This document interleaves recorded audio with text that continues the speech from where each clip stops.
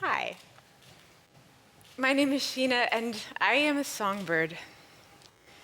If I am any one thing, I am that. I've called myself a singer-songwriter, musician, and I have the albums and the tours, the bios and the accolades that say that I am. And I've called myself a high school chemistry teacher, and I have the papers and the degrees, the experience and the students also that say that I am. But mostly I am just a songbird.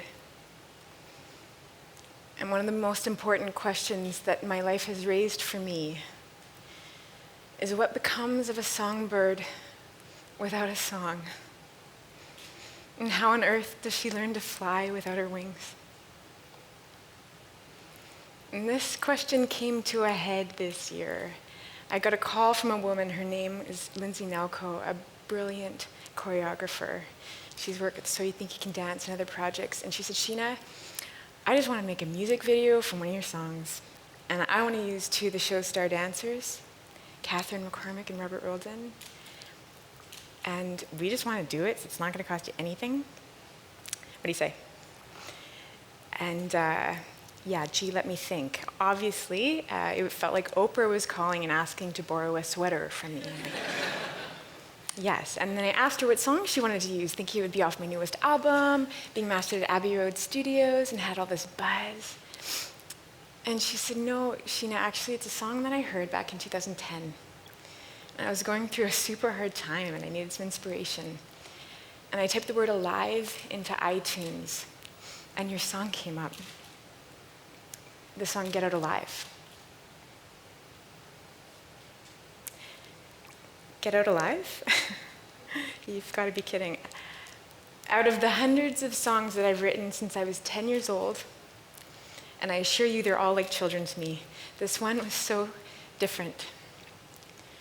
I wrote it when I woke up one morning a number of years ago, and the entire left side of my body was paralyzed, and the subtle nuances that I'd been developing in my fingers since I was 2 years old on my mother's lap in front of the piano, they were all gone.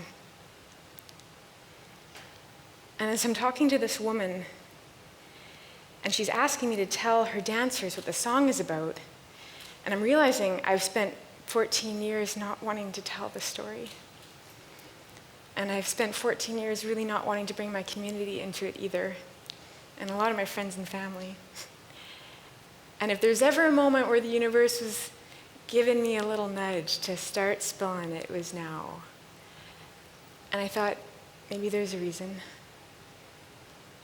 Maybe there's a reason that we share our stories, not only for ourselves, but for someone else who might need to hear them. So flashback. I'm 16 years old, and I'm sitting in a neurology clinic with my father. And I remember it like it's yesterday because it was Christmas Eve, and I'd just come off the basketball courts. I'd been pushing myself super hard that year. And I was noticing that as I was getting in the shower, the left side of my body was feeling cold water, and the right side was feeling scalding hot water, and I'm pretty sure I know how this works. I don't think that's supposed to happen. So I'm fully expecting this doctor to come in and say, Sheena, you pinched a nerve in your back and you just can't push yourself that hard. You're not much of an athlete, okay? But instead she comes in and says, Sheena, you've got some lesions on your brain and we're worried about you. You've got something called multiple sclerosis. And everything that she said after that just kind of faded away because my science brain kicked in and I knew what she was saying. I had a degenerative disease of the central nervous system. An autoimmune disease, meaning that my body was attacking itself. And the symptoms were likely going to get worse, and it wasn't looking very good. And so I look at my father, and in his love and his protection, he's trying to be really strong for me. And I think of my mother back at home cooking Christmas dinner for my brother and my sister, and I'm like, it's Christmas. I don't want to be sad. I'm not going to be sad. I am smart. I am strong. I am hardworking. I got this. I got this. Don't worry, anyone. And I did. I really did have this. I did really well. I kind of forgot about it at different times. It was kind of fun. And there was even a moment where I lost partial eyesight in my right side, and it was like I was looking through a screen door, and 70% of the holes were filled in. And my first thought is, well, Stevie Wonder, he plays a mean piano. I got this. I still got this. It's fine. Until the morning I woke up and I couldn't play my instruments anymore. I couldn't hold a teacup, let alone play the 3 shows I had booked for that month, or finish a 4-week teaching practicum I should have needed to graduate university. And in that moment, I was in a whole new place of lost. I was a songbird without a song. And I did not know what that made me, and I didn't know what to do. And like many 22-year-olds would do, I sat in my pajamas for a week and watched Grey's Anatomy, seasons 1 through 5, on repeat for a long time. Ate all the chocolate that I wanted. It actually did help me. But lucky for me, I also had a friend. Her name was Kim Nozick. She's a clinical psych student with a brilliant understanding of mind-body health, mindfulness, compassion. But it was paired with the fact she'd been through so much in her own life that she could recognize someone who was suffering silently and had the courage to say something to me. And she said, Sheena, you know what? I think you should talk to somebody. I think I know who. His name is Dr. Doug Tatarin. And he's been developing the biomotive framework for the last 30 years. It's all about processing your emotions. Don't worry about the money, just go, friend. And I'm saying to her, I'm fine. This is what fine looks like, right here. And inside, I'm also thinking, what is processing my emotions going to do for me right now, honestly? But something inside me just knew I needed to kind of check this out, and I went. And what I found surprised me. I spent the next 5 years learning. At first, I just learned to cry, and I started crying just about the fact that I'd never really taken that time for myself before and how strange it felt. And then slowly I began to unpack these deeper sadnesses. And there's a talk by Kristen Neff called The Space Between Self-Esteem and Self-Compassion. And she describes a moment where she's trapped in an airplane with her crying son. And that's exactly how I felt inside my body. My arm felt like this dead weight, and my joints were all sore, and my jaw was tight, and I was just terrified. I was in a subtle panic. No one's ever told me how to do this. And I just knew there's nothing I could do. There was nothing. And then I went inside myself, and I held myself with that feeling, and I just said, oh gosh, this is so hard. It's okay, Sheena. You can be sad about this. And I held myself there with compassion for myself, the way I would for any friend. And I cried, and I looked, and I saw my own friend sitting there, looking me in the eyes, crying with me, for me. And I see my doctor, and he has such compassion in his face, and such care. And my heart just opens up so wide, and in that moment, I just see 2 birds sitting with a fallen bird. And I just felt the inherent worth in my life. Nothing more, nothing less. What becomes of a songbird without a song? She's still a beautiful bird among all the other beautiful birds. And there is value in her life, just as it is.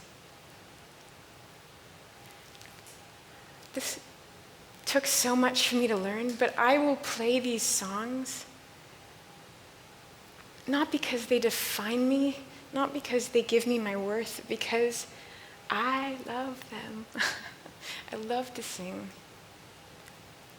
But I know that I will be me with or without music. And I will be me with or without any of the capabilities of this body. And the same is true for all of us. If you find yourself struggling with some kind of essential loss, and we all go through loss, my story is not unlike many others if you're human.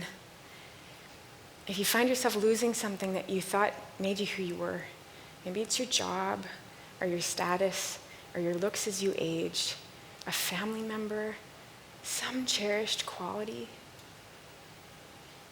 don't distract yourself from the discomfort of that. With Grey's Anatomy or chocolate or whatever your thing is, it just doesn't work anyway. Be with yourself in that feeling. And give yourself the kindness that you would give any friend. And remind yourself that it's okay to be sad. It's actually just part of being a person. And there's actually a gift in being able to meet your own authenticity and meet yourself where you actually are. And when you're vulnerable, if you can surround yourself with loving friends, if you can find even one friend that can sit with you through your sadness and hang out with you there to the other side of it, that makes such a difference in updating what you actually are. I wrote a song for my students when I left teaching, and I asked myself, if I had 5 minutes of their attention, which is a stretch sometimes, if I had 5 minutes of their attention, what would I want them to know? And I realized that as their teacher, I was there to facilitate and give them tools, but paradoxically, everything that they needed was already inside them. It's already there.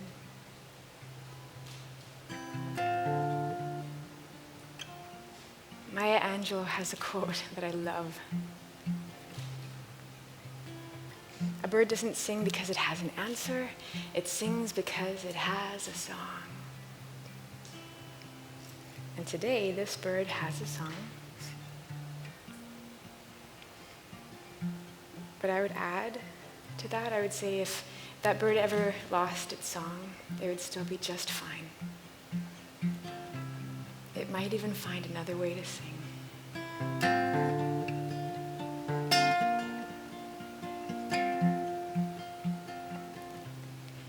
You think I don't see who you are and who you'll be, when the truth is there's no way not to. So you've got to believe in yourself the way we do, 'cause you're already there, ready there, ready there, and no grade or remark could prepare what is already there.